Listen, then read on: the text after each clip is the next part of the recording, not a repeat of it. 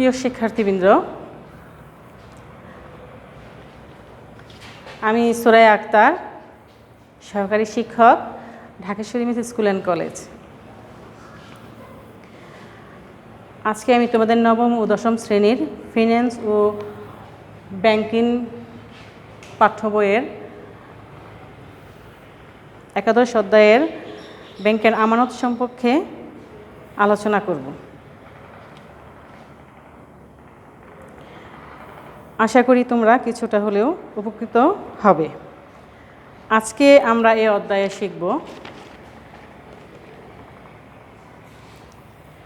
আমানতের ধারণা, আমানতের উদ্দেশ্য এবং হিসাব খোলার পদ্ধতি।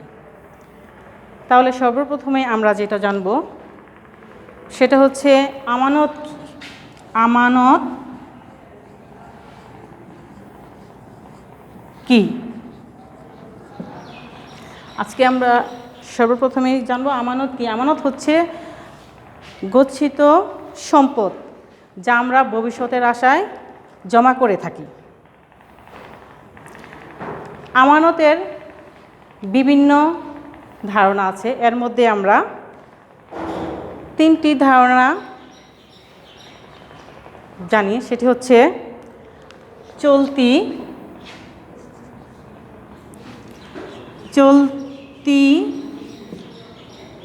2 নাম্বার হচ্ছে সঞ্চয়ী,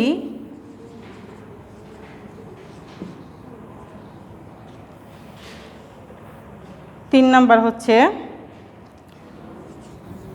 স্থায়ী।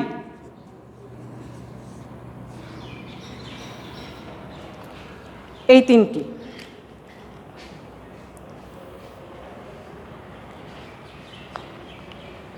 তাহলে আমরা চলতি হিসাব কি বা চলতি হিসাব আমরা কেন করব? চলতি হিসাব আমাদের ব্যাংকে খুলে এখানে আমাদের কোনো সুদ দিতে হয় না। এখানে আমরা যখন তখন লেনদেন করতে পারি এই চলতি হিসাবের মাধ্যমে। এরপরে আমরা আসি সঞ্চয়ী। সঞ্চয়ী হচ্ছে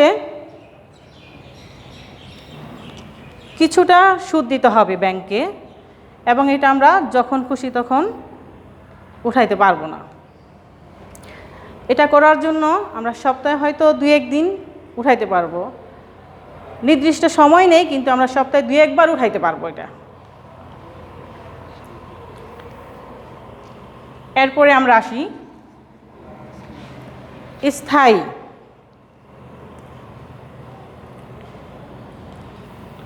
এই হিসাবে একটি নির্দিষ্ট মেয়াদের মধ্যে করা হয়। ধরো আমরা ভবিষ্যতের উদ্দেশ্যে কিছু জমা রাখবো একটা নির্দিষ্ট সময়ে। সেটা হতে পারে 1 মাস, হতে পারে 2 মাস, হতে পারে 3 মাস বা 1 বছর, 2 বছর, এইভাবে 10 বছরও হতে পারে। নির্দিষ্ট একটি সময়ের মাধ্যমেই এই হিসাবটি রাখা হয় বা করা হয়। তবে এই হিসাবটির মধ্যে ব্যাংক অধিক হারে সুদ প্রদান করে থাকে। এবার আমরা জানব আমানতের উদ্দেশ্য।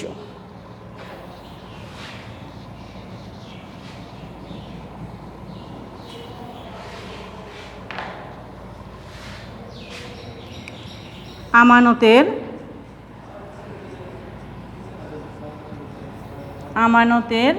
উদ্দেশ্য।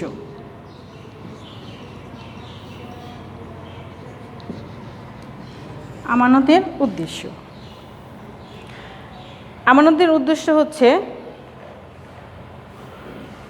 কয়েক ধরনের। যেমন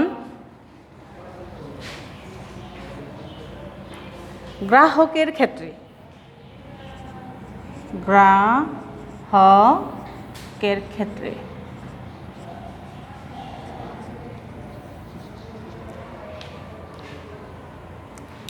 গ্রাহকের ক্ষেত্রে 2 ব্যাংকের ক্ষেত্রে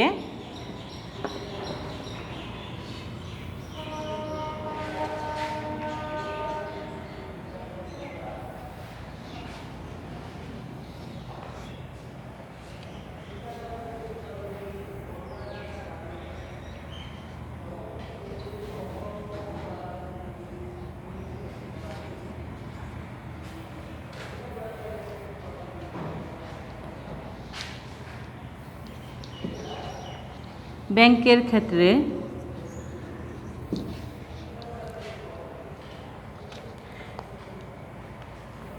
এরপর 3 সামগ্রিক অর্থনৈতিক উন্নয়ন,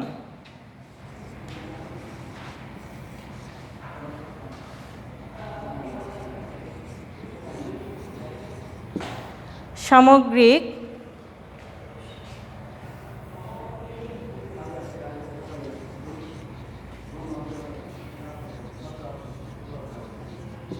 অর্থনৈতিক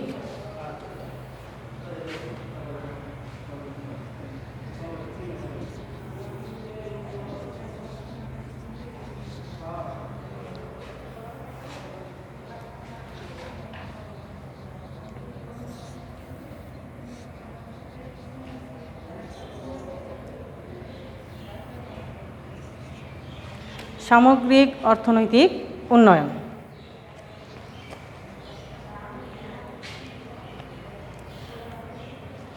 এবার আমরা আসব গ্রাহকের ক্ষেত্রে আমরা কি কি নিরাপত্তা দিতে পারি বা হতে পারে।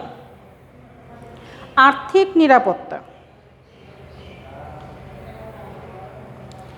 আমরা ব্যাংকে কেন টাকা বা সম্পদ জমা রাখব, সেটা অবশ্যই আর্থিক নিরাপত্তার জন্য রাখব। এরপরে আমরা ব্যবসায়িক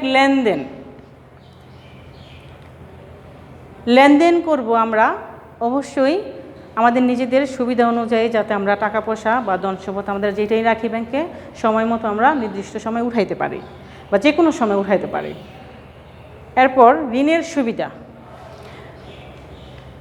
গ্রাহকের ক্ষেত্রে ঋণের সুবিধা দেওয়া হয়, সেটা হলো একজন ব্যক্তির জীবনের যে কোনো সমস্যা থাকতেই পারে, কিন্তু ব্যাংক আমাদের ঋণ দিয়ে কিছু সুবিধা দিয়ে থাকে, যেটা আমরা একটা মেয়াদের মাধ্যমে লেনদেন করে থাকি।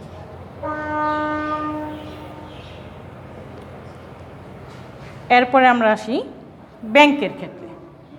এতক্ষণ তো আমরা আলোচনা করলাম গ্রাহকের ক্ষেত্রে, এবার আমরা আসব ব্যাংকের ক্ষেত্রে। ব্যাংকের ক্ষেত্রে আমাদের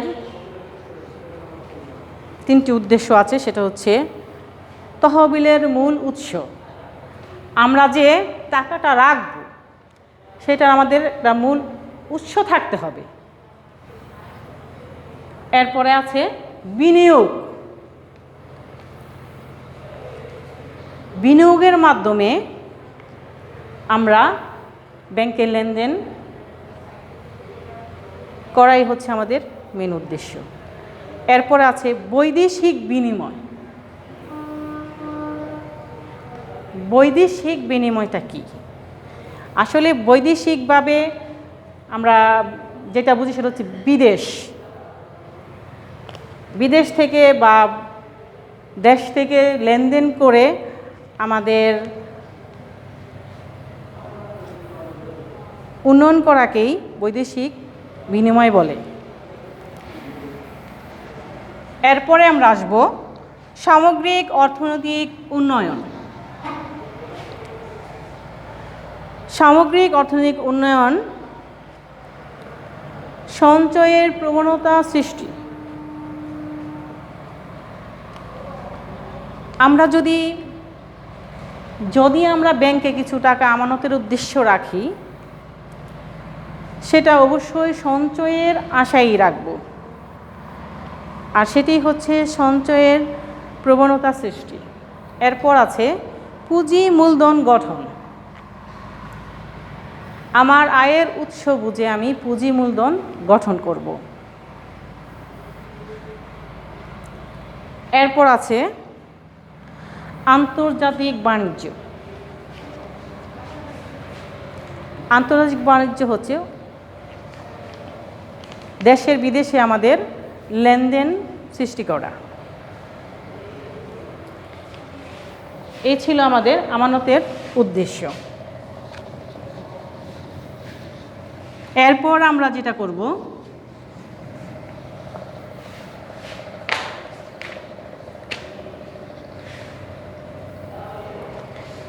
সেটা হচ্ছে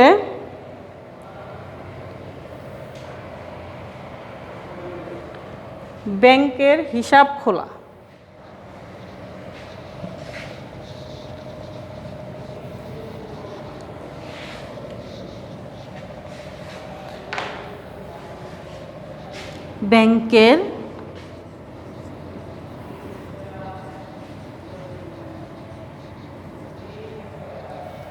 ব্যাংকের হিসাব খোলা।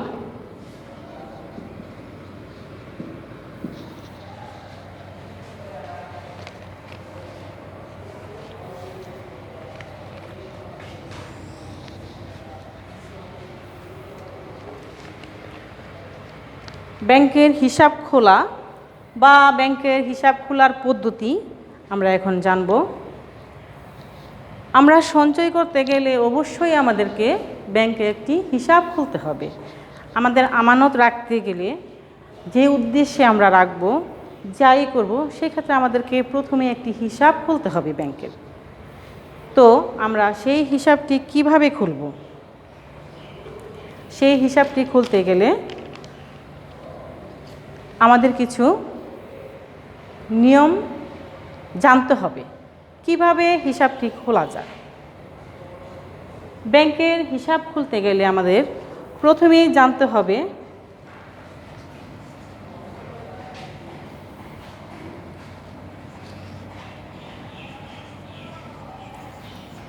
গ্রাহকের নাম। গ্রাহকের নাম বলতে এখানে আমরা যেটা বুঝছি সেটা হচ্ছে নিজের নাম। যে ব্যক্তির নামে ব্যাংকে হিসাবটি খোলা হবে বা খুলবে, সেখানে সেই ব্যক্তির বা গ্রাহকের নাম থাকবে। এরপরে থাকবে আয়ের উৎস।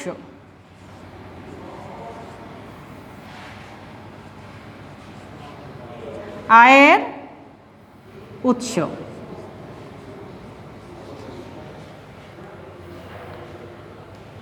আয়ের উৎস আমি যদি ব্যাংকে টাকা জমা রাখি, আমাদের সবার একটি আয়ের একটা মাধ্যম থাকতে হবে, উৎস থাকতে হবে, সেটাই হচ্ছে আয়ের উৎস। এরপরে থাকবে জাতীয় পরিচয়পত্র। জাতীয়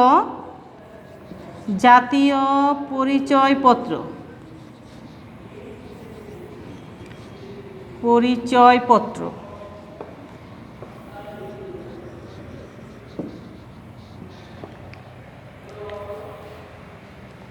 অথবা তোমার যদি পাসপোর্টের ফটোকপিও থাকে তাও চলবে। তবে প্রত্যেকটা ব্যক্তিরই ব্যাংকে হিসাব খুলতে গেলে অবশ্যই তার জাতীয় পরিচয়পত্র লাগে। এরপরে আছে গ্রাহকের ছবি। গ্রাহকের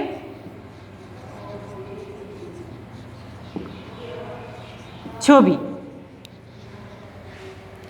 যে ব্যক্তির নামে হিসাবটি খোলা হবে তার অবশ্যই ছবি লাগবে।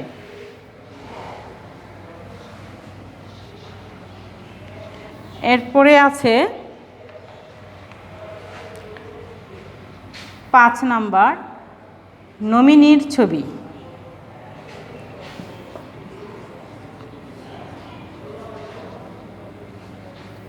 নমিনির ছবি।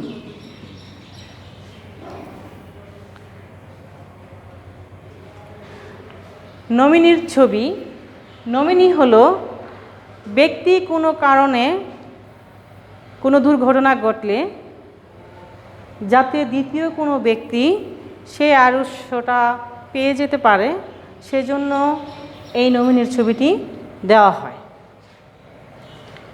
এরপরে 6 নাম্বার হচ্ছে আমানতের পরিমাণ। আমানতের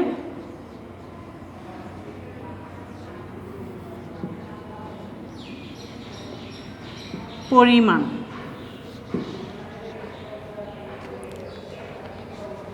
আমানতের পরিমাণ, আমরা যে উৎসটা বা যেই অর্থটা ব্যাংকে রাখবো, আমাদের আগে জানতে হবে আমাদের আয় কতটুকু আছে। আমরা আয় ব্যয় চিন্তা করে যতটুকু আয় থাকবে সেইটুকু অংশ আমরা ব্যাংকে রাখবো, আর সেটি হচ্ছে আমাদের আমানতের পরিমাণ। এরপরে আছে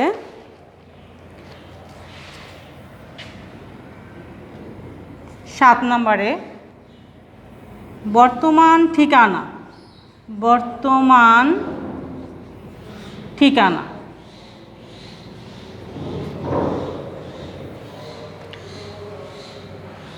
যে ব্যক্তির ব্যাংক হিসাব খোলা হয় সেই ব্যক্তির বর্তমান ঠিকানা, মানে বর্তমানে আমি কোথায় আছি সেই ঠিকানাটা অবশ্যই লাগবে। স্থায়ী ঠিকানা। স্থায়ী ঠিকানা,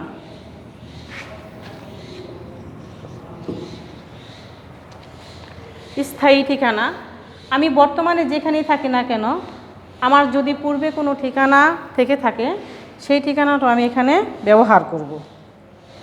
এরপরে আছে কর্মস্থলের ঠিকানা।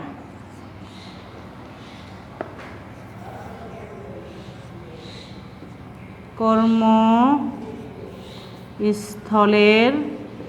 ঠিকানা। ঠিকানা, কর্মস্থল বলতে এখানে বোঝানো হয়েছে যেখানে আমি কাজ করি সেই ঠিকানাটা লাগবে।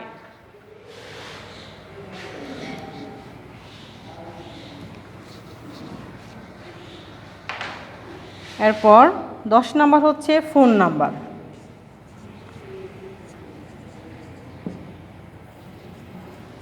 Phone number. Phone number, phone number একজন ব্যক্তির হিসাব খুলতে গেলে অবশ্যই লাগবে, কারণ ব্যক্তি যে কোনো প্রয়োজনে যোগাযোগ করতে হলে আমাদেরকে ফোন নাম্বারে যোগাযোগ করতে হবে। তো আমাদের ব্যাংকের হিসাব খোলার আজকের পদ্ধতি এই পর্যন্তই ছিল। প্রিয় শিক্ষার্থীরা, আশা করি আজকের আলোচনায় ব্যাংকের আমানত, উদ্দেশ্য এবং হিসাব খোলার পদ্ধতি সম্পর্কে তোমাদেরকে কিছুটা হলেও আমি ধারণা দিতে পেরেছি। আশা করি তোমরা বাসায় আরেকটু যদি ভালো করে প্র্যাকটিস করো অবশ্যই উপকৃত হবে। তো সবাই ভালো থাকো, সুস্থ থাকো, ঘরে থাকো এবং নিয়মিত পড়াশোনা করো। আল্লাহ হাফেজ।